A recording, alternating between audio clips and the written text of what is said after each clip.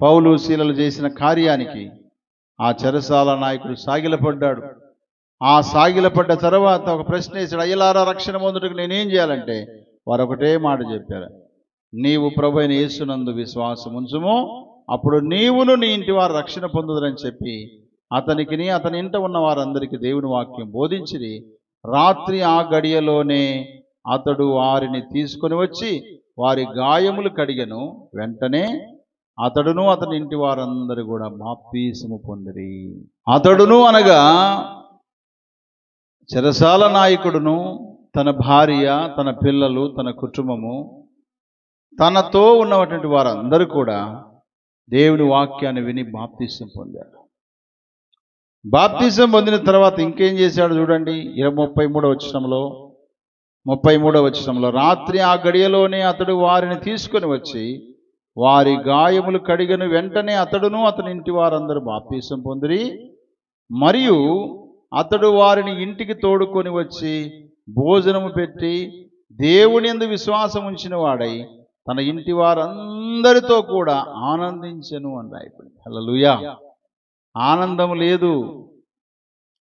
ఆనందం లేని మనిషి ఆయన. ఆవేశంతో తన్ను తాను చంపుకోబోయిన వ్యక్తికి ఇప్పుడు ఆనందం వచ్చింది. కారణం ఏంటో తెలుసా? తన హృదయంలోకి ప్రభువైన యేసు వచ్చాడు. ఇక్కడ ప్రభువైన యేసు నామములో పౌలు శీలలు కలిసి చెరసాల నాయకుడి ఇంటికి ఆనందాన్ని తీసుకొచ్చారు. ఒకవేళ చెరసాలలో దిగులు పెట్టుకొని బాధ పెట్టుకొని అలాగే కుమిలిపోయి దేవుడు ఇట్లా చేశాడు మేము ఇంత పరిచయం చేసిన ఏం లాభము అని ఒకవేళ సనుగుతూ గొనుతూ ఒకవేళ ఉంటే ఇలాంటి అద్భుతమైన కార్యం దేవుడు జరిగించేవాడా? మన జీవితాల్లో వచ్చే కష్టము దేవునికి దగ్గర కావడానికే. మన జీవితాల్లో వచ్చే కష్టము దేవుణ్ణి అర్థం చేసుకోవడానికే. మన జీవితాల్లో వచ్చే ప్రతి పరిస్థితి అనేకులకు మాదిరికరంగా ఉండడానికి కోసమే. అది గుర్తుపెట్టుకుందా? నీకు వచ్చిన కష్టంలోనే నువ్వు ఉండలేకపోతే, దేవుని కొరకు నిలబడకపోతే, రేపు నీలాంటి విశ్వాసం ఇంకొక ఆమె వస్తుంది, ఇంకొక ఆయన వస్తాడు.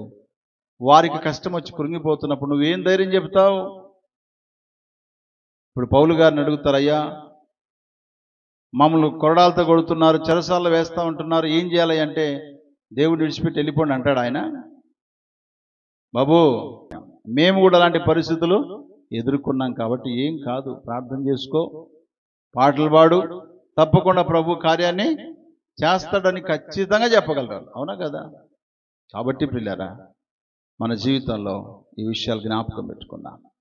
శ్రమలలో సంతోషిస్తూ, శ్రమలలో బాధపడుతూ, కృంగిపోతూ, నలిగిపోయే కంటే శ్రమలలో సంతోషిస్తూ, పాటలు పాడుతూ, ప్రార్థన చేసుకుంటూ దేవుడి మీద ఆధారపడితే మనల్నే కాదుగాక బయట వ్యక్తిగతంగా నష్టపరుచుకోవాలని, చచ్చిపోవాలని అనుకున్నటువంటి వారి జీవితాల్లో కూడా ఆశను పుట్టించి మన ద్వారా ప్రభు దగ్గర నడిపించి గొప్ప కార్యాన్ని దేవుడే చేస్తాడు.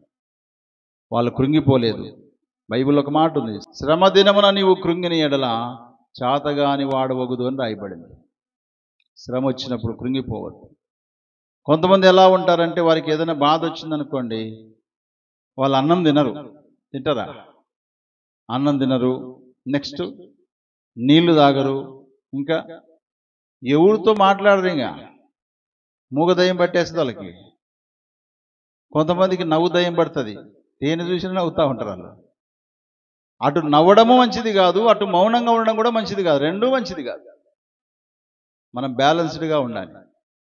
మన బాధను ఇంకొకరి మీద రుద్దకూడదు, ఇంకొకరి మీద వేయకూడదు. మన శ్రమ ఏందో, మన బాధ ఏందో దేవుని తెలుసు అనుకోవాలి. మిగతా వాళ్ళతో మనం ఎట్లుండాలి? హ్యాపీగా ఉండాలి. చెరసాల నాయకుడు దాంట్లో వేసిన తర్వాత పౌలు శీలలు బాధపడుతూ మిగతా ఖైదీలను చూసి, మీరు ఎప్పుడు వచ్చారు ఇక్కడికి? మేము ఈరోజే వచ్చినాం. ఈ జైల్లో భోజనం బాగా పెడతారా? నాయకుడు బాగా చూసుకుంటాడా? రాత్రిపూట దోమలు ఉంటాయా? దుప్పట్లు ఏమైనా ఇస్తారా? ఇవన్నీ ఏమి ఎంక్వైరీ లేవు పౌలు శీలలు. వాళ్ళకి తెలిసింది ఒకటే, ఏంటి? ప్రార్థన, పాట. ప్రార్థన, పాటలు, వారికి ఉన్న గాయాలు సహించడమే నేర్చుకున్నారు. అందుకే ప్రియులారా, ప్రభువైన యేసయ్య చెప్పాడు, నా నిమిత్తము అన్నాడు కదా. నా నిమిత్తం, ప్రభు నామాన్ని బట్టి దయ్యం వెలగొట్టినందుకు, ప్రభు నామాన్ని బట్టి సువార్త ప్రకటిస్తున్నందుకు వారిని కొట్టి చెరసాల్లో వేస్తే వారు చేసిన పని ఒకటే, ప్రార్థన పాటలు. ఈ రెండు వారిని విడిపించడమే కాదు, దేవుడి మహా అద్భుతమైన కార్యం, భూకంపం వచ్చి వారు విడిపింపబడ్డారు. రెండోదిగా పాపం అనే బంధకంలో నుంచి, శాపం అనే బంధకంలో నుంచి చెరసాల నాయకుడు తన కుటుంబం అంతా కూడా విడిపించబడ్డది. హల్లెలూయా. కాబట్టి మన జీవితంలో కూడా అన్ని పరిస్థితులలో ప్రార్థిస్తూ పాటలు పాడుతూ ఎదుటివారి రక్షణకు కారకులుగా ఉండాలని ప్రభుపేట నేను మీకు మనవి చేస్తూ ఈ మాటలు ముగిస్తున్నాను. దేవుడు అలాంటి కృప మనందరికీ సహాయం చేయనుగాక. ఆమేన్.